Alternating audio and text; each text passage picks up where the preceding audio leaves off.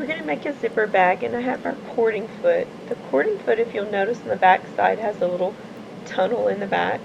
That's going to carry the teeth of your zipper when you're inserting the zipper. So we're going to go ahead and remove our standard foot. Go ahead and release the presser foot and install our cording foot.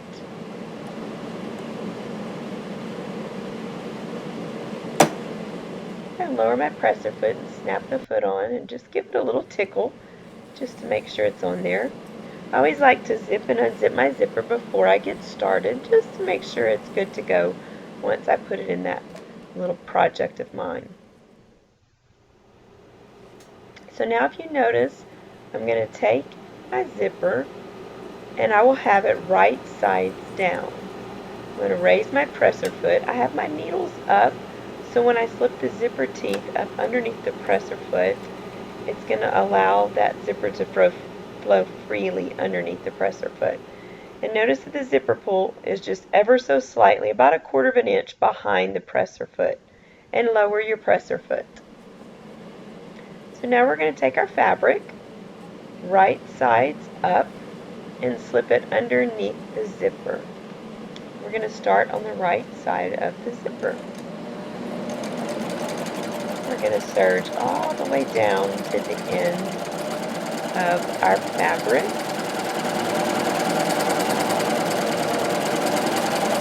All I'm doing is just guiding my fabric underneath my zipper.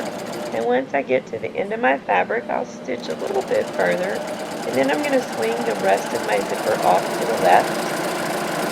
The zipper has a little piece of metal at the end, so we want to make sure that we're not running over any metal when we're installing our zipper with our serger. I'll just go ahead and trim my little tail there, and go ahead and zip up my zipper. And the next thing I'm going to do is I'm going to go ahead and snip ever so slightly in the edge of the zipper that I haven't stitched, right at the edge of each side of my fabric. That's going to help us have a bag that's straight, and that way we're not going to have a wonky bag. There I go. I'm going to snip the second side right at the edge of the fabric, and I'm just snipping into the zipper ever so slightly. Okay, so now let's unzip our zipper once again. And now we're going to slip the other side of the zipper underneath our presser foot. But you'll notice that I've flipped the zipper, so now we're going to slip the top side of the zipper underneath our presser foot, and I still have the zipper right side down. The right side of the zipper is facing our serger. So notice that I've slipped the zipper underneath and just slid it up to where I see that first slit that I've cut, and then I'm going to lower that presser foot. Now I'll grab the other piece of my fabric that I've prepared and slip it underneath the zipper, right sides up, and I'm lining up the top of the fabric with that slit, just underneath that slit. That's going to help me keep that zipper bag straight. It's going to line up with the other side of our zipper, and that's why that little slit is helping us do that. You could use a pin and mark those edges, but I just find it's easier to just slit those ever so slightly. So now I'm at the end of the zipper. I'm going to go ahead and swing off to the left, because again, you can serge over the metal part of the zipper. There we go. So now we've got it finished. And you're just going to want to flip the zipper over. Just kind of look at the top of your zipper pull now, the right side of it. And if you need to, just make sure you'll flip your fabric pieces to where you have them both facing right side up. And you'll notice now I've zipped the zipper halfway. We're going to keep it halfway open. So now we're fixing to get ready to stitch the bottom of our little bag. I'll just slip that fabric underneath the serger foot. And I don't even have to raise my presser foot. Whenever I'm serging, I get into the habit of, if I have lightweight fabric, and I don't need to raise that presser foot, I get into the habit of not raising it. Let the serge all the way way down the bottom of our little bag. There we go, a nice serge seam. It finishes and cuts it really nicely. So now I'm going to open up the zipper bag on the ends. I'm just going to pull the edges open. Now what I'm doing here is we're going to line up the zipper teeth with the bottom of our little bag seam. So you'll notice I'm just lining up the zipper with the bottom seam. So again, we're going to slip that just to the edge of that presser foot and start serging right through that zipper all the way across.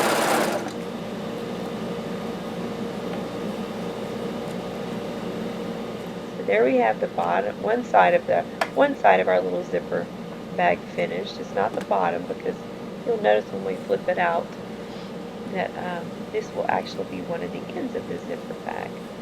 So again, we still have our zipper halfway up. That's very, very important because at this point, if we close that zipper up and serge off that zipper, we're not going to have a bag because we will have serged off our zipper full.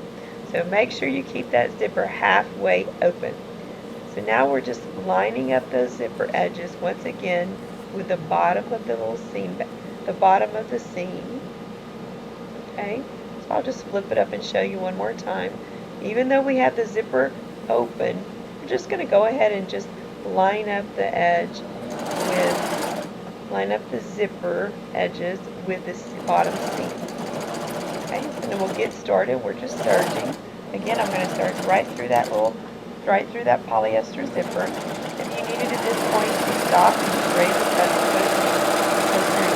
the second side of your zipper back to adjust it, you can do that also. So now we've serged the other end of our zipper. So look how nice and neat the finish you get with your serger. It cuts and finishes those edges so nicely. Okay, so now we're going to go ahead and unzip our zipper the rest of the way.